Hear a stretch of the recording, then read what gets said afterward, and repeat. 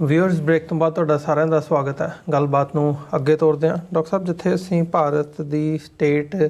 ਦੀ ਨੀਤੀ ਦੀ ਗੱਲ ਕੀਤੀ ਹੈ ਸਿੱਖਾਂ ਦੇ ਪ੍ਰਤੀ, ਉੱਥੇ ਹੀ ਹੁਣ ਨਾਲ ਲੱਗਦਿਆਂ ਸਿੱਖਾਂ ਦੀ ਵੀ ਗੱਲ ਕਰ ਲਈ ਜਾਵੇ। ਅਸੀਂ ਇਹਦੀ ਵੀ ਇੱਕ ਹਿਸਟਰੀ ਪੁਰਾਣੀ ਉਹ ਹੈਗੀ ਹੈ, ਜਿਵੇਂ ਸਿੱਖ ਡਿਵਾਈਡ ਹੁੰਦੇ ਰਹੇ ਆ ਜਾਂ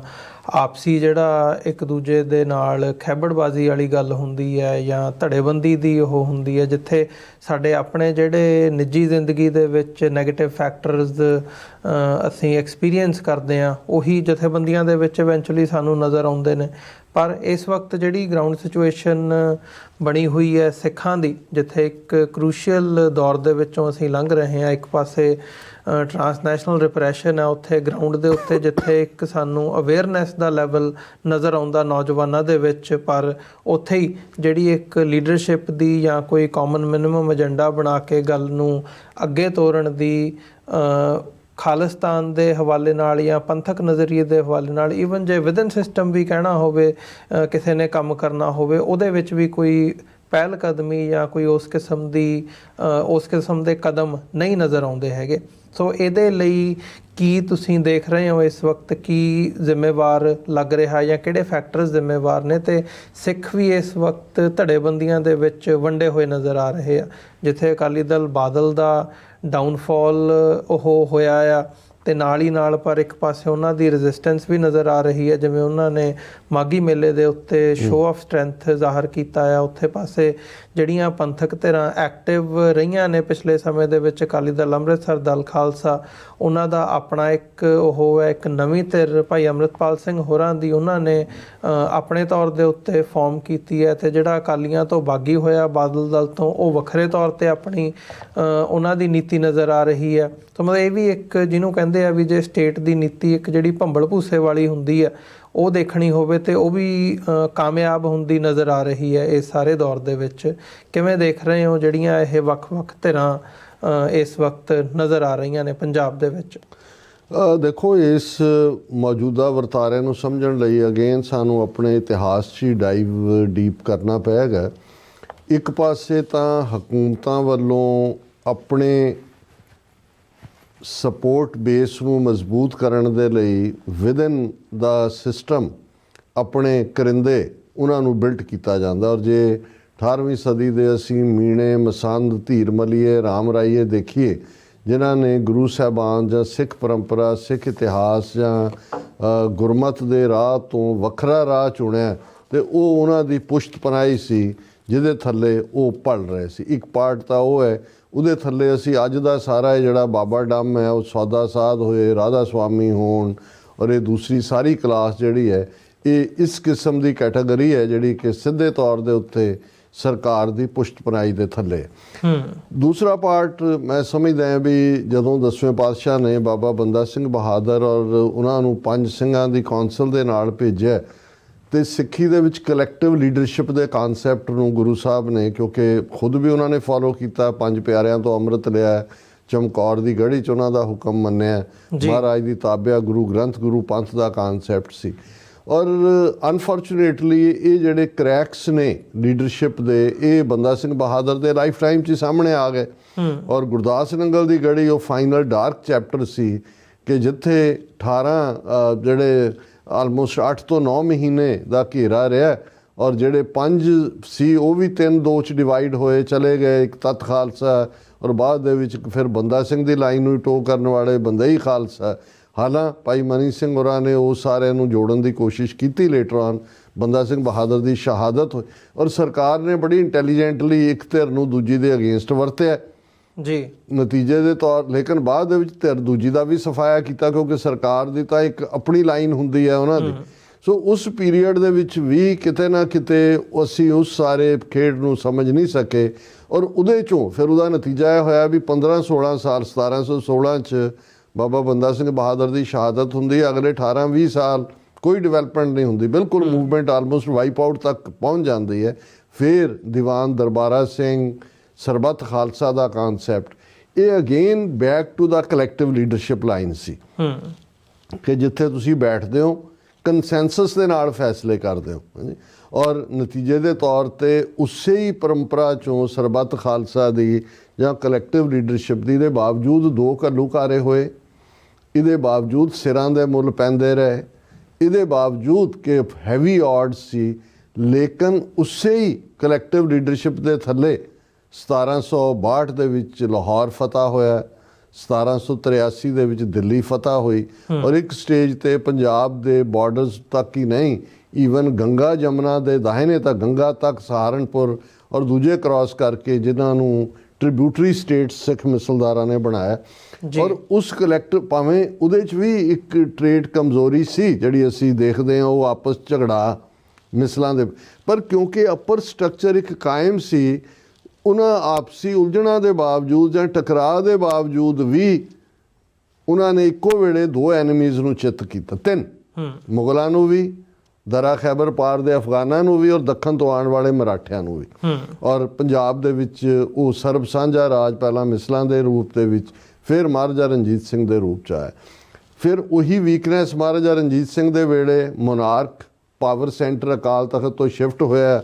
ਲਾਹੌਰ ਪੈਲੇਸ ਬਣ ਗਿਆ, ਤੇ ਜਿੱਥੇ ਪੈਲੇਸ ਹੈ ਉੱਥੇ ਕੰਸਪੀਰੇਸੀ ਪੈਲੇਸ ਇੰਟਰੀਗ ਹੋਏਗੀ। ਫਿਰ ਉਹ 100 ਸਾਲ ਦੀ ਮਿਹਨਤ ਨਾਲ ਤਿਆਰ ਕੀਤੇ ਰਾਜ ਨੂੰ ਕਿਵੇਂ 10 ਸਾਲ 'ਚ ਟੱਬਰਾਂ ਦੇ ਉਸ ਕਲਾ ਕਲੇਸ਼ ਨੇ, ਮਗਰ ਭਾਵੇਂ ਕਿਤੇ ਡੋਗਰੇ ਨੇ, ਕਿਤੇ ਸੰਧਾ ਵਾਲੀਏ ਨੇ, ਕਿਤੇ ਕੋਈ ਮਿਸ਼ਰ ਨੇ ਯੂਪੀ ਦੇ ਲਾਲ ਸਿੰਘ ਤੇਜ ਸਿੰਘ, ਇਹ ਇੱਕ ਵੱਖਰੀ ਕਹਾਣੀ ਹੈ। ਪਰ ਉਸ ਸਾਰੇ 'ਚੋਂ ਜੇ ਅਸੀਂ ਉਸ ਦਾ ਖਾਤਮਾ ਦੇਖਦੇ ਹਾਂ ਉਸ ਰਾਜ ਦਾ,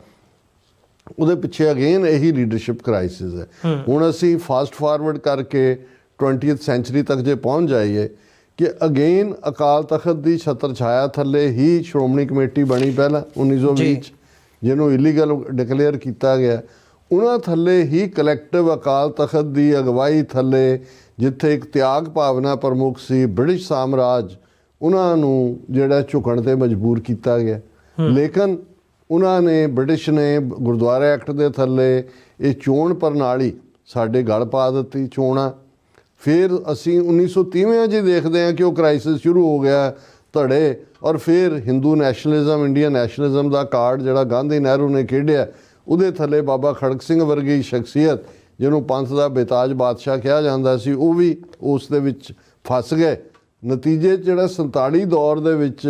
ਜੇ ਇਹੀ ਕਲੈਕਟਿਵ ਲੀਡਰਸ਼ਿਪ ਦੇ ਥੱਲੇ ਅਕਾਲ ਤਖਤ ਦੀ ਛਤਰ ਛਾਇਆ ਥੱਲੇ ਕੌਮ ਨੇ ਫੈਸਲਾ ਕਰਨਾ ਹੁੰਦਾ ਕਿ ਭਾਈ ਕਿਸ ਪਾਸੇ ਜਾਣਾ ਹੈ, ਸਾਡੇ ਕੋਲ ਕੀ ਆਪਸ਼ਨਸ ਨੇ, ਉਹ ਅਸੀਂ ਮੌਕੇ ਨੂੰ ਗਵਾਇਆ। ਫਿਰ ਅਗੇਨ ਫਾਸਟ ਫਾਰਵਰਡ ਕਰਦੇ ਹਾਂ ਅਸੀਂ ਜੂਨ 84 ਤੱਕ ਪਹੁੰਚ ਜਾਈਏ ਕਿ ਸੰਤ ਭਿੰਡਰਾਂ ਵਾਲਿਆਂ ਦੇ ਰੂਪ 'ਚ ਮੈਗਨੈਟਿਕ ਇੱਕ ਜਿਹਨੂੰ ਅਸੀਂ ਕੈਰਿਜ਼ਮੈਟਿਕ ਸ਼ਖਸੀਅਤ ਸਾਹਮਣੇ ਆਈ, ਲੇਕਿਨ ਉਹਨਾਂ ਨੂੰ ਵੀ ਕਿਵੇਂ ਇੱਕ ਵਰਗ ਨੇ ਇੱਕ ਖਾਸ ਸਥਾਨ ਵਾਲੀ ਜੋੜ ਦਿੱਤਾ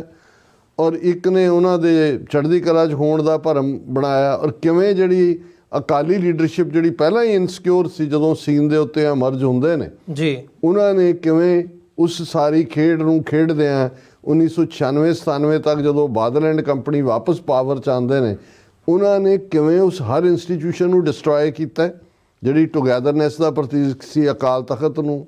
ਸਿੱਖ ਸਟੂਡੈਂਟ ਫੈਡਰੇਸ਼ਨ ਦੇ ਬਰਾਬਰ ਯੂਥ ਅਕਾਲੀ ਦਲ ਤੇ ਇਹ ਬੋ ਲਿਆਉਣ ਦੀ ਕੋਸ਼ਿਸ਼ ਕੀਤੀ, ਔਰ ਸੁਖਬੀਰ ਬਾਦਲ ਨੇ ਬਿਲਕੁਲ ਹੀ ਸਿਰ ਕਟਿਆਂ ਦਾ ਕੋਈ ਹੋਰ ਸਮੂਹ ਅੱਗੇ ਲੈ ਆਂਦਾ, ਔਰ ਬਾਦਲਾਂ ਨੇ ਜਿਵੇਂ ਫਿਰ ਇਸ ਸਾਰੇ ਦਾ ਪਰਿਵਾਰੀਕਰਨ ਕੀਤਾ, ਅਕਾਲ ਤਖਤ, ਸ਼੍ਰੋਮਣੀ ਕਮੇਟੀ, ਅਕਾਲੀ ਦਲ, ਕਿਵੇਂ ਪੰਥ ਪ੍ਰਸਤਾਂ ਨੂੰ ਪਾਸੇ ਕੱਢਿਆ ਤੇ ਦੂਸਰੀਆਂ ਤਰ੍ਹਾਂ ਹੌਲੀ ਹੌਲੀ ਹੌਲੀ ਕਿਵੇਂ ਇਰਰੈਲੇਵੈਂਟ ਹੁੰਦੀਆਂ ਚਲੀਆਂ ਗਈਆਂ। ਉਹਦਾ ਨਤੀਜਾ ਅਸੀਂ ਦੇਖਦੇ ਹਾਂ ਕਿ ਅੱਜ ਪੰਜਾਬ ਅਸੈਂਬਲੀ ਦੇ ਵਿੱਚ ਅਕਾਲੀ ਦਲ ਦਾ ਇੱਕ ਨੁਮਾਇੰਦਾ ਬੈਠਾ ਹੈ, ਔਰ ਇਹ ਲੋਕ ਅਕਾਲ ਤਖਤ ਨੂੰ, ਹਾਲਾਂਕਿ 2 ਦਸੰਬਰ ਬਾਰੇ ਅਸੀਂ ਗੱਲਬਾਤ ਕਰ ਚੁੱਕੇ ਹਾਂ ਕਿ ਅਕਾਲ ਤਖਤ ਦੀ ਫਸੀਲ ਤੋਂ ਜਿਹੜਾ ਫੈਸਲਾ ਸੁਣਾਇਆ ਗਿਆ, ਪਰ ਕਿਵੇਂ ਸੁਖਬੀਰ ਬਾਦਲ ਐਂਡ ਕੰਪਨੀ ਕਿਸ ਹੰਕਾਰ ਦੇ ਵਿੱਚ ਮਾਘੀ ਦਾ ਇਕੱਠ ਕਰਨਾ ਹੀ ਫਲਾਊਟਿੰਗ ਸੀ, ਕਿਉਂਕਿ ਔਰ ਉੱਥੋਂ ਉਹਨੂੰ ਪ੍ਰਧਾਨ ਕਰਕੇ ਐਡਰੈਸ ਕੀਤਾ ਜਾਂਦਾ। ਔਰ ਹੁਣ ਵੀ ਅੱਜ ਜਿਹੜਾ ਉਹ ਬਾਗੀ ਧੜਾ ਜਿਹਨੂੰ ਕਿਹਾ ਜਾਂਦਾ, ਦਾਗੀ ਤੇ ਬਾਗੀ, ਉਹ ਮਿਲੇ ਨੇ ਅਗੇਨ ਅਕਾਲ ਤਖਤ ਦੇ ਜਥੇਦਾਰ ਨੂੰ ਕਿ ਜੀ ਹੁਣ ਇਹ ਤੁਹਾਡਾ ਕੰਮ ਹੈ, ਤੁਸੀਂ ਲਾਗੂ ਤਾਂ ਕਰਾਓ, 2 ਤਰੀਕ ਦਾ ਕੀ ਹੈ। ਹੁਣ ਦੂਸਰੇ ਪਾਸੇ ਅਸੀਂ ਦੇਖਦੇ ਹਾਂ ਵੀ ਭਾਈ ਅੰਮ੍ਰਿਤਪਾਲ ਸਿੰਘ ਬੇਸ਼ੱਕ as a symbol Sikh youth ਦੀ ਡਿਫਾਇੰਸ ਦਾ ਉੱਭਰੇ ਜ਼ਾਹਰ ਹੈ, ਪੰਥ ਦੀ ਆਜ਼ਾਦੀ ਦਾ ਪ੍ਰਤੀਕ ਵੀ, ਪਰ ਹੁਣ ਜੇ ਅਸੀਂ ਉਹੀ ਐਕਸਪੈਰੀਮੈਂਟ ਫਿਰ ਕਰਨਾ ਸ਼ੁਰੂ ਕਰ ਦਿੱਤਾ ਹੈ ਜਿਹੜਾ 84 ਤੋਂ ਬਾਅਦ ਸਾਡੀਆਂ ਜੁਝਾਰੂ ਧਿਰਾਂ ਦੇ ਲੀਡਰਸ਼ਿਪ ਵੀ ਕਿ ਪਰਿਵਾਰ ਵੀ ਵਿੱਚ ਡੋਮੀਨੇਟ ਕਰਦੇ ਨੇ, ਡਿਕਟੇਟੋਰੀਅਲ ਐਟੀਟਿਊਡ ਵੀ ਆ ਜਾਂਦੇ ਨੇ, ਉਸ ਸਾਰੇ ਨੂੰ ਵੀ ਅਸੀਂ ਦੇਖਦੇ ਹਾਂ। ਔਰ ਸਾਨੂੰ ਇਹ ਲੱਗਦਾ ਕਿ ਵੀ ਨਹੀਂ ਇਹ ਜਿਹੜੇ ਪੁਰਾਣੇ ਤੁਰੇ ਹੋਏ ਉਹਨਾਂ ਦੀ ਲਾਈਨ ਛੋਟੀ ਹੈ, ਅਸੀਂ ਵੱਡੀ ਲਾਈਨ ਲੈ ਕੇ ਤੁਰਨਾ ਹੈ। ਸੋ ਜਿਹੜੀ ਬ੍ਰੌਡਰ ਅਪਰੋਚ ਹੈ, ਦੇਖੋ ਅਗੇਨ ਸਿੱਖਾਂ ਦੇ ਵਿੱਚ ਇਹ ਵਨ ਲੀਡਰ ਕਦੇ ਵਰਕ ਨਹੀਂ ਕਰੇਗਾ। ਜਿਵੇਂ ਪਠਾਣਾਂ ਦੇ ਵਿੱਚ ਭਾਵੇਂ ਉਹ ਲੜਦੇ ਵੀ ਨੇ ਕਬੀਲੇ, ਪਰ ਉਹਨਾਂ ਦਾ ਜਰਗਾ ਨੈਟਵਰਕ, ਇਹ ਤਰਬੀਅਤ ਹੁੰਦੀ ਹੈ। ਅਸੀਂ ਇਸ ਗੱਲ ਵੱਲ ਮੈਂ ਸਾਡੇ ਮਿੱਤਰ ਸ਼ੇਖ ਸਾਹਿਬ ਇੱਕ ਵਾਰੀ ਮੈਨੂੰ ਕਹਿਣ ਲੱਗੇ, ਕਹਿੰਦੇ ਜੀ ਕਿਉਂਕਿ ਗੁਰਦੁਆਰੇ ਹੀ ਜਾਂਦੇ ਸੀ, ਤੇ ਉਹ ਕਹਿੰਦਾ ਵੀ ਮੈਂ ਜਿੰਨੀ ਵਾਰੀ ਵੀ ਬਾਣੀ ਸੁਣਦਾ ਸਮਝਣ ਦੀ ਕੋਸ਼ਿਸ਼ ਕਰਦਾ ਹਾਂ, ਸਭ ਤੋਂ ਜ਼ਿਆਦਾ ਜ਼ੋਰ ਗੁਰੂ ਸਾਹਿਬ ਨੇ ਹੁਮ ਨੂੰ ਖਤਮ ਕਰਨ 'ਤੇ ਦਿੱਤਾ ਹੈ। ਹੁਮ ਹਉਮੈ ਨੂੰ ਕਹਿੰਦੇ ਨੇ ਜੀ, ਅਨਾ ਨੂੰ ਕਹਿੰਦੇ ਨੇ, ਈਗੋ ਨੂੰ ਕਹਿੰਦੇ ਨੇ। ਪਰ ਕਹਿੰਦਾ ਵੀ ਮੈਂ ਸਿੱਖਾਂ 'ਚ ਵਿਚਰਦਾ, ਤੁਹਾਡੇ 'ਚ ਬਹੁਤ ਆਚਰਨਵਾਨ, ਬੜੇ ਚੰਗੇ, ਦਿਆਲੂ ਦੂਜੇ, ਪਰ ਇਹ ਜਿਹੜੀ ਹੁਮ ਹੈ ਇਹ ਬੜੀ ਹੈ, ਇਹ ਬਾਕੀਆਂ ਨਾਲੋਂ ਜ਼ਿਆਦਾ ਹੈ। ਤੇ ਕਹਿੰਦੇ ਵੀ ਗੁਰੂ ਸਾਹਿਬ ਨੇ ਤਾਂ ਸਭ ਤੋਂ ਜ਼ਿਆਦਾ ਜ਼ੋਰ ਹੀ ਇਹਨੂੰ ਖਤਮ ਕਰਨ 'ਤੇ ਦਿੱਤਾ ਹੈ। ਮੈਂ ਕਿਹਾ ਜੀ ਅਜੇ ਖਤਮ ਕਰਾਉਂਦੇ ਵੀ ਇੰਨੀ ਹੈ, ਜੇ ਖਤਮ ਨਾ ਕਰਾਈ ਹੁੰਦੀ ਫਿਰ ਪਤਾ ਨਹੀਂ ਕਿੰਨੀ ਕੁ ਹੁੰਦੀ। ਸੋ ਮੈਨੂੰ ਇਹ ਵੀ ਲੱਗਦਾ ਹੈ ਕਿ ਇਹ ਜਿਹੜਾ ਸਾਡਾ ਕਰੈਕਟਰਿਸਟਿਕ ਹੈ ਐਗਰੈਸਿਵ ਬਿਹੇਵੀਅਰ ਦਾ, ਜਿਹੜੀ ਸਾਡੀ ਸਟਰੈਂਥ ਵੀ ਹੈ, ਕੱਲਾ ਤੁਰ ਪੈਂਦਾ ਜਿੱਧਰ ਨੂੰ ਮਰਜ਼ੀ ਦੁਨੀਆ ਦੇ ਇੱਕ ਕੋਨੇ ਤੋਂ ਦੂਸਰੇ ਤੱਕ ਪਹੁੰਚ ਜਾਂਦਾ, ਆਪਣਾ ਜਾ ਕੇ ਝੰਡਾ ਗੱਡਦਾ, ਇਹ ਸਾਡੇ ਕਲੈਕਟਿਵ ਲੀਡਰਸ਼ਿਪ ਦੇ ਰਾਹ ਦੀ ਇੱਕ ਰੁਕਾਵਟ ਵੀ ਬਣ ਜਾਂਦਾ। ਅਸੀਂ ਔਰ ਗੁਰੂ ਨੇ ਜਦੋਂ ਸਾਨੂੰ ਇਹ ਹਦਾਇਤ ਕੀਤੀ ਕਿ ਹੋਏ ਇਕੱਤਰ ਮਿਲੋ ਮੇਰੇ ਭਾਈ, ਹੁਣ ਇਹਦਾ ਮਤਲਬ ਇਹ ਸੀ, ਔਰ ਮਿਸਰਾਂ ਦੇ ਵਿਹੜੇ 'ਚ ਵੀ ਟਕਰਾਅ ਵੀ, ਔਰ ਕਿਉਂਕਿ ਪਠਾਨ ਕਰੈਕਟਰ 'ਚ ਵੀ ਉਹੀ ਪਾਰਟ ਹੈ, ਔਰ ਉਹਨਾਂ ਦਾ ਮਾਡਲ ਜਰਗਾ ਮਾਡਲ ਹੈ ਕਿ ਵੀ ਤੁਸੀਂ ਵਿਦਨ ਅਲਟੀਮੇਟਲੀ ਦੇਖਣਾ ਹੈ। ਸੋ ਸਾਡੇ ਮਾਡਲ ਵਨ ਲੀਡਰ ਨਹੀਂ ਚੱਲੇਗਾ। ਹੁਣ ਕਹੀ ਜਾਓ ਜੀ ਇਲੈਕਸ਼ਨ ਸਿਸਟਮ ਫਲਾਣਾ, ਕਲੈਕਟਿਵ ਲੀਡਰਸ਼ਿਪ ਦੇ ਮਾਡਲ ਦੇ ਥੱਲੇ, ਗੁਰਮਤ ਦਾ ਇਹ ਰੌ ਰੀਤਾਂ ਦੇ ਥੱਲੇ ਹੀ ਅਸੀਂ ਕੁਝ ਹਾਸਲ ਕਰ ਸਕਾਂਗੇ। ਇਹ ਇੱਕ ਅਫਸੋਸਨਾਕ ਸੀ ਕਿ ਜਿਸ ਮਾਘੀ ਤੇ ਜਿਹਦਾ ਇਤਿਹਾਸ ਸੀ ਬੇਦਾਵਾ ਪੜਵਾਉਣ ਨਾਲ ਜੁੜਿਆ ਹੋਇਆ ਹੈ, ਇਹ ਜਿਹੜੇ ਸਾਰੇ ਪਹਿਲਾਂ ਹੀ ਬੇਦਾਵੀਏ ਸੀ, ਨਵੇਂ ਬੇਦਾਵੇ ਲਿਖ ਕੇ ਆ ਗਏ ਕਿ ਵੀ ਤੁਸੀਂ ਡਿਫਾਈ ਕਰ ਰਹੇ ਹੋ, ਤੁਸੀਂ ਆਪਣੀ ਤਾਕਤ ਦਾ ਮੁਜ਼ਾਹਰਾ, ਕਿਹਨੂੰ ਤਾਕਤ ਦਿਖਾ ਰਹੇ ਹੋ?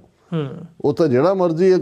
ਗੈਦਰਿੰਗ ਦਾ ਜਿਹੜੀ ਹੈ ਬਾਂਦਰ ਦਾ ਨਾਚ ਲੱਖ ਲੋਕ ਦੇਖਣ ਆ ਜਾਂਦੇ ਨੇ ਜੀ, ਔਰ ਤੁਸੀਂ ਤਾਂ ਸਾਰਿਆਂ ਦੀਆਂ ਉਹ ਟਰੱਕਾਂ ਟਰਾਲੀਆਂ ਦੂਜੇ, ਤੁਹਾਡੇ ਕੋਲ ਸ਼੍ਰੋਮਣੀ ਕਮੇਟੀ ਹੈ, ਪੈਸਾ। ਪਰ ਆਉਣ ਵਾਲੇ ਪੀਰੀਅਡ 'ਚ ਮੈਂ ਸਮਝਦਾ ਵੀ ਸਿੱਖ ਕੌਮ ਕਲੋਜ਼ਲੀ ਦੇਖ ਰਹੀ ਹੈ, ਔਰ ਜਿਹੜੀ ਕਾਮਨ ਸਿੱਖ ਦੀ ਕਾਮਨ ਸੈਂਸ ਹੈ ਉਹ ਬੜੀ ਮਜ਼ਬੂਤ ਹੈ, ਔਰ ਉਹਨਾਂ ਨੂੰ ਪਤਾ ਹੈ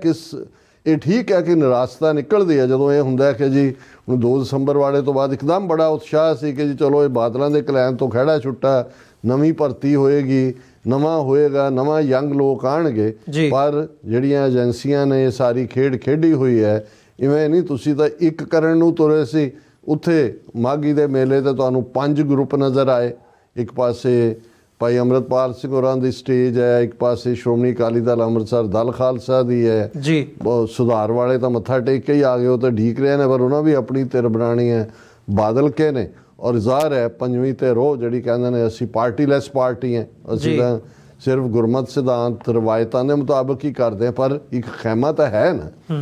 ਸੋ ਜੇ ਅਸੀਂ ਇਵੇਂ ਹੀ ਰਵਾਂਗੇ ਤੇ ਅਲਟੀਮੇਟਲੀ ਫਿਰ ਜੇ ਪੰਥ ਪ੍ਰਸਤਾਂ ਦਾ ਇਹ ਹਾਲ ਹੋਣਾ ਤੇ ਤੁਸੀਂ ਵੋਟ ਪੋਲੀਟਿਕਸ 'ਚ ਵੀ ਆਉਣਾ ਚਾਹੁੰਦੇ ਹੋ, ਔਰ ਕੁਛ ਕੌਮੀ ਚੇਤਨਾ ਦੇ ਨਾਲ ਕੌਮੀ ਆਜ਼ਾਦੀ ਵੀ ਚਾਹੁੰਦੇ ਹੋ, ਫਿਰ ਕਿੱਧਰ ਨੂੰ ਅਸੀਂ ਜਾਵਾਂਗੇ? ਸੋ ਇਹ ਨਿਰਾਸ਼ਾਜਨਕ ਹੈ ਆਮ ਸਿੱਖ ਦੇ ਨੁਕਤਾ ਨਿਗਾਹ ਤੋਂ। ਜੀ ਡਾਕਟਰ ਸਾਹਿਬ, ਬਿਲਕੁਲ। ਇੱਕ ਛੋਟੇ ਜਿਹੇ ਕਮਰਸ਼ੀਅਲ ਬ੍ਰੇਕ ਦੇ ਲਈ ਇੱਥੇ ਰੁਕਦੇ ਹਾਂ। ਵਿਊਅਰਸ, ਬ੍ਰੇਕ ਤੋਂ ਬਾਅਦ ਗੱਲਬਾਤ ਅੱਗੇ ਤੋਰਦੇ ਹਾਂ।